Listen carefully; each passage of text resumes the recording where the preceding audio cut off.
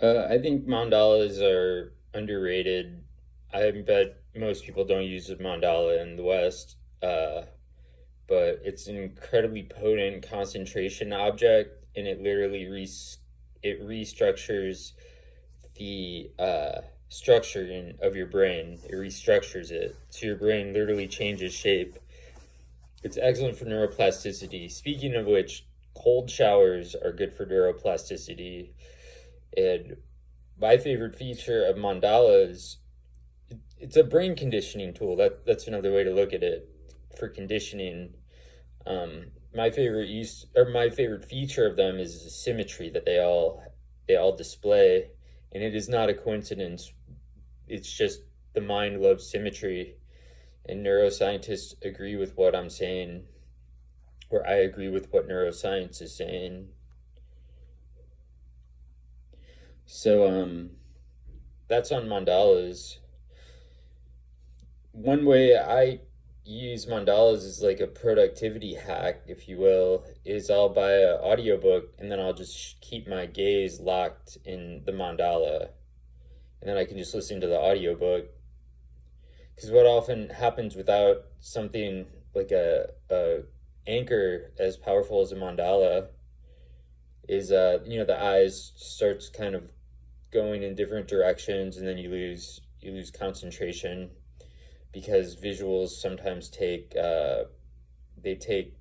preference or yeah priority in what the mind focuses on when if you're listening to an audiobook you're trying to understand what the audiobook has to say. So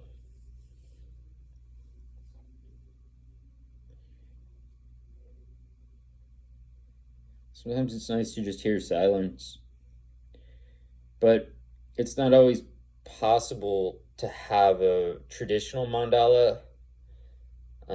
But nevertheless, it's always good to stay grounded, or at least have the option of staying grounded if you need to. And so you can really just find any object in your external surrounding. Like you could use that, that, I can't do it, that circle, that circle right there. You could use that as a mandala. It's pretty symmetrical. You just keep your gaze fixed on it. And it's an excellent concentration object. And if you would just do that one thing, your concentration would it would become world class very quickly because that's literally its design. Just like if you would run on a treadmill for 5 hours every day, you very quickly become a really skilled marathon runner, really well conditioned marathon. These are tools. If you use the tool, you will get the result. Simple as that. I like the design behind me here at this motel I'm staying at. It's pretty pleasant. Anyway, that was a video on mandalas. What I'm doing these days is as you can see, like I'm talking about how to like use mandalas and self-help and personal productivity hacks. I mean, mandalas, they're spiritual tools. They're like the traditional use of a mandala has nothing to do with desire realm activity, capitalism, but it can be used and leveraged to perform very well in the desire realm and capitalism. So,